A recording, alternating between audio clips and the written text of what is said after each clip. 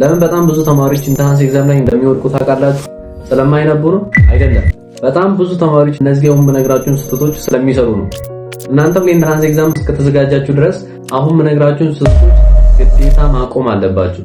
አለበለዚያ ኢንትራንስ ኤግዛም ላይ የምታመጡት ውጤት ከጠበቃችሁት በታች ሊሆን ይችላል። እንዲሁም አንዳንዴ ፌልም ልታደርጉ ትችላላችሁ። እና በዛሬ ቪዲዮ የምነግራችሁ ነገር በጣም ብዙ ተማሪዎች የሚሰሩትን ሁለት ስህተቶች ብቻ እነግራችኋለሁ። ስህተቶቹን ብቻ አልነግራችሁም፣ እንዴት ሶልቭ ማድረግ እንዳለባችሁ ጭምር ነው የምነግራችሁ።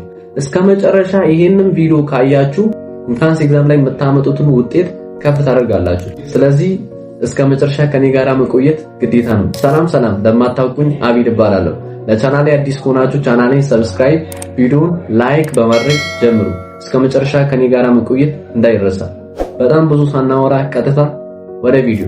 በጣም ብዙ ተማሪዎች ከሚሰሩ ስህተቶች መካከል አንደኛው የኢንትራንስ ኤግዛም ጥያቄዎችን አለመስራት ነው። በጣም ያነባሉ፣ ኖት ይወስዳሉ፣ ቴክስት ቡክን ያነባሉ፣ ቪዲዮን ያያሉ። ነገር ግን የኢንትራንስ ኤግዛም ጥያቄ አለመስራት የራሱ የሆነ ጉዳት አለው። አንደኛ ላይ የኢንትራንስ ኤግዛም ጥያቄዎችን አለመስራት ትልቁ ጉዳት እንዴት ፈተናው እንዴት እንደሚወጣ ፓተርኑን አታውቁም። ምክንያቱም የኢንትራንስ ኤግዛም ጥያቄ እንዴት እንደሚወጣ የራሱ የሆነ ፓተርን አለው። ስለዚህ የኢንትራንስ ኤግዛም ጥያቄዎችን አልሰሩም ማለት እንዴት የኢንትራንስ ኤግዛም ጥያቄዎች እንዴት እንደሚወጡ አታውቁም ማለት ነው። ፓተርኑን አታውቁም። ምክንያቱም ፓተርኑን የሚያውቅ ሰው ጥያቄውን ፕራክቲስ አድርጎ ያየ ተማሪ ብቻ ስለሆነ ማለት ነው። ሁለተኛ ላይ ደግሞ ዊክነሳችሁን አታውቁም። የትኛው ቦታ ላይ ዊክነስ እንዳለባችሁ፣ የትኛው ቦታ ላይ ክፍተት እንዳለባችሁ አታውቁም ማለት ነው። ስለዚህ የትኛው ቦታ ላይ ዊክነስ እንዳላችሁ ምንም አታውቁም። በቃ ሁሉም ነገር የምታውቁ ይመስላችኋል። በጣም ያነበባችሁት ዩኒት ራሱ አንደርስታንድ ያደረጋችሁ ይመስላችኋል።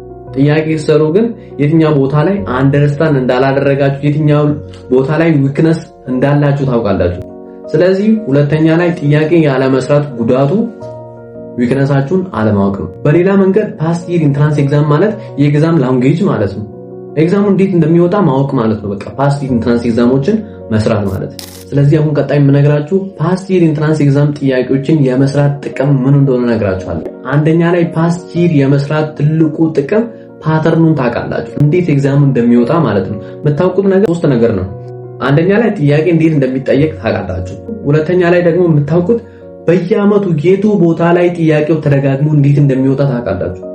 ጥያቄው የትኛው ቦታ ላይ ፎከስ አድርጎ በጣም በተደጋጋሚ የሚመጣበትን ዩኒትና የሚመጣበትን ቶፒክ በደንብ ለይታችሁ ታውቃላችሁ። ሶስተኛ ላይ ደግሞ ታይማችሁ በደንብ መጠቀምን ትለምዳላችሁ። ይህ ማለት ጥያቄ ስትሰሩ የምትሰሩበት ስፒዳችሁ እየጨመረ ይሄዳል። ስለዚህ ፈተና ላይ ስትመጡ ታይም ማናጅመንታችሁ በጣም አሪፍ ይሆናል ማለት ነው። አለበለዚያ ጥያቄ ማሰሩ ከሆነ ኤግዛም ላይ ገብታችሁ በጊዜ ኤግዛሙን ጨርሳለሁ ማለት ሞኝነት ነው። ስለዚህ ጥያቄ የመስራት ትልቁ ጥቅም ምንድነው? እነዚህ አሁን የነገርኳችሁ ነው ማለት ነው። አንደኛ ላይ ምንድነው? ፓተርኑን ታውቃላችሁ። ፓተርኑን ማወቅ ማለት ደግሞ ጥያቄው እንዴት እንደሚጠይቅ ታውቃላችሁ። በየአመቱ የትኛው ቦታ ላይ ፎከስ ተደርጎ የትኛው ጥያቄ እንዴት እንደሚደጋገም ታውቃላችሁ። ታይማችሁን ኤግዛም ላይ ማኔጅ እንዴት እንደምታደርጉ ስፒዳችሁን ይጨምራል ማለት ነው። ሁለተኛ ላይ ጥያቄ የመስራት ጥቅሙ ዊክነሳችሁን ታውቃላችሁ። የትኛው ቦታ ላይ እንዳልገባችሁ፣ የትኛው ቦታን ድጋሚ ሄዳችሁ ሪቫይዝ ማድረግ እንዳለባችሁ ዊክነሳችሁን በደንብ ለይታችሁ ታውቃላችሁ ማለት ነው። ዊክነሳችሁን ለይታችሁ ማወቅ ማለት በጣም ትልቅና ትልቅ ነገር ነው። ግን ፓስት ይር ኢንትራንስ ኤግዛሞችን ማሰሩ ከሆነ ዊክነሳችሁን አታውቁም። የገባችሁ ይመስላችኋል፣ ዝም ብላችሁ ትሄዳላችሁ ማለት ነው። ኤግዛሙን መስራት አትችሉም። ግን ዊክነሳችሁን ስትረዱ ሄዳችሁ ያንን ኮንሴፕት ሪቨርስ ታደርጋላችሁ። ስለዚህ ምንድነው ዊክነሳችሁን አውቃችኋል። ስለዚህ አሁን ምን አደረጋችሁ? ውጤታችሁን ከፍ ታደርጋላችሁ ማለት ነው። ስለዚህ የኢንትራንስ ኤግዛም ጥያቄ የመስራት ጥቅሙ ዊክነሳችሁን እንድታውቁ በጣም ሰፖርት ያደርጋችኋል ማለት ነው። ጥያቄ የመስራት ጥቅሙ ይሄ ሁለቱ ብቻ አይደሉም። ለአሁን ይበቃሉ። አሁን ቀጥታ ወዴት እንሂድ? እንዴት ጥያቄው መስራት እንዳለባችሁ ልንገራችሁ። ከዛ በፊት ግን በጣም ብዙ ተማሪዎች ጥያቄ የሚሰሩበትን መንገድ ልንገራችሁ። ዛሬ አሁን የሆነ ሳብጀክት መርጠው የሆነ ዩኒት ያነባሉ። ዩኒትን ካነበቡ በኋላ ዛሬውኑ በጣም ብዙ ጥያቄ ይሰራሉ። በጣም ብዙ ጥያቄ ማለት ነው። በቃ ኮንሴፕቱ የገባችሁ ይመስላችኋል። የፈለጋችሁን ጥያቄ ብታመጡበት ይሰራል። ምክንያቱም አሁን አንብቦ ጥያቄውን አሁን እየሰራ ስለሆነ። ይሄ ግን ልክ አይደለም።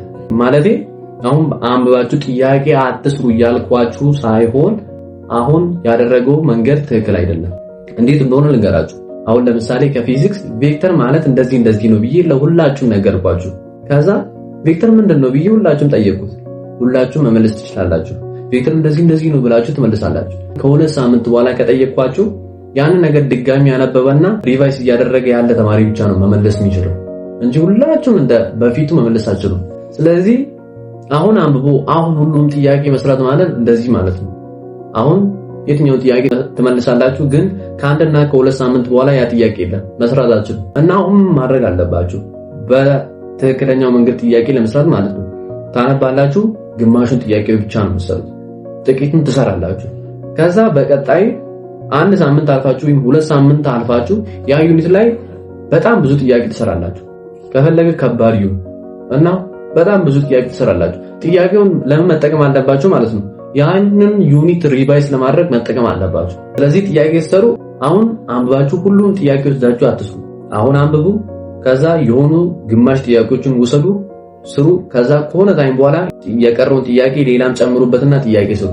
እንደዛ አይጠፋባችሁ እንጂ አሁን አንብባችሁ ሁሉም ጥያቄ በአንድ አትስሩ። ስለዚህ ጥያቄውን በዚህ መንገድ ትሰራላችሁ። ሁለተኛ ላይ በጣም ብዙ ተማሪዎች ከሚሰሩት ስህተቶች መካከል ዊክ ሳብጀክቶችን ኢግኖር ማድረግ፣ ማይችሉትን ሳብጀክቶች ኢግኖር ማድረግ። ይሄ ሁሉም ተማሪ ጋር ያለ ነገር ነው። ሁሉም ተማሪ ጋር የሚችሉትን ሳብጀክት ያነባሉ፣ ማይችሉትን ግን ወደ በኋላ አካባቢ ያነባሉ፣ ፈተና ሲደርስ አነባለሁ ብለው ያስቀምጣሉ። በጣም ብዙ ተማሪዎች በዚህ ምክንያት ውጤታቸው ዝቅ እያለ ነው። ምክንያቱም የሚወዱትን ሳብጀክት ያነባሉ፣ ማይወዱት ወደዛ ይተዋሉ፣ ወደ መጨረሻ አካባቢ ያነባለሁ ብለው ስለሚያስቀምጡ ማለት ነው። ከዛ ሳያነቡ ፈተና ይመጣል፣ ያንን መስራት አይችሉም፣ ሜቢ ፌል ያደርጋሉ፣ ሜቢ ውጤታቸው ካሰቡት በታች ሆኖ ይመጣል። እነዚህ ዊክ ሳብጀክቶችን ኢግኖር እያደረጋችሁ የምትሄዱት ከሆነ ኮንፊደንሳችሁን ዲስትሮይ እያደረጋችሁ ነው የምትሄዱት። በቃ ኮንፊደንሳችሁ እየወረደ ይሄዳል። ምክንያቱም በቃ ያንን አላነበብኩትም እኮ ምናምን እያላችሁ በጣም ትጨነቃላችሁ። እነዚህ የምትችሉትን 4 ሳብጀክቶች ወይም 3 ሳብጀክቶችን በደንብ አንባችሁ እነዚህ ዊክ ሳብጀክቶች የምትሉትን ካላነበባችሁ በጣም ትበላላችሁ። በጣም ማለት ነው ውጤታችሁ ዝቅ ይላል። ኮንፊደንስ እያጣችሁ ትሄዳላችሁ። በጣም በቃ ፍርሃት ይለቅባችኋል። ስለዚህ እነዚህ ዊክ ሳብጀክቶችን ምን ማድረግ እንዳለባችሁ ልንገራችሁ። በመጀመሪያ እነዚህ ዊክ ሳብጀክቶችን ከማንበባችሁ በፊት ማድረግ ያለባችሁ ዊክ ሳብጀክቶቻችሁ የቱ እንደሆኑ ለዩት። ራሳችሁን መጠየቅ አለባችሁ። የትኛውን ሳብጀክቶች እያነበባችሁ እንዳልሆነ፣ የትኛውን ሳብጀክቶች አቮይድ እንዳደረጋችሁ ራሳችሁን ጠይቁ። ራሳችሁን ከጠየቃችሁ በኋላ ማድረግ ያለባችሁ አንደኛ ላይ ከትንሽ ነገር ጀምሩ። በቃ በአንድ ያነባለሁ ብላችሁ አትነሱ። ከትንሽ ነገር ትጀምራላችሁ። ከዛ በቃ ራሳችሁ ላይ ለውጡን እያያችሁ ትሄዳላችሁ። ኢግኖር ከማድረግ በቃ 20 ደቂቃ ወይም 30 ደቂቃ ማንበብ ይሻላል። ስለዚህ ከትንሽ ነገር ጀምሩና እየቀጠላችሁ ይሄዱ። ሁለተኛ ላይ ማድረግ ያለባችሁ ለነዚህ ዊክ ሳብጀክቶች ቪዲዮ እያያችሁ ይሄዱ። ምክንያቱም በራሴ አነባለሁ ካላችሁ ጊዜ ሊፈጅባችሁ ይችላል። ስለዚህ ቪዲዮ እያያችሁ ብትቀጥሉ አሪፍ ነው ማለት ነው። በእርግጠኝነት አሁን የነገርኳችሁ እነዚህ ሁለት ስህተቶችን አቮይድ ካደረጋችሁ ኢንትራንስ ኤግዛም ላይ የምታመጡት ውጤት በጣም አሪፍ ይሆናል። ስለዚህ እነዚህን ሁለት ስህተቶችን አቮይድ ማድረግ እንዳትረሱ። በሌላ በሚገርም ቪዲዮ እስከምንገናኝ ድረስ ደህና ቆዩልን።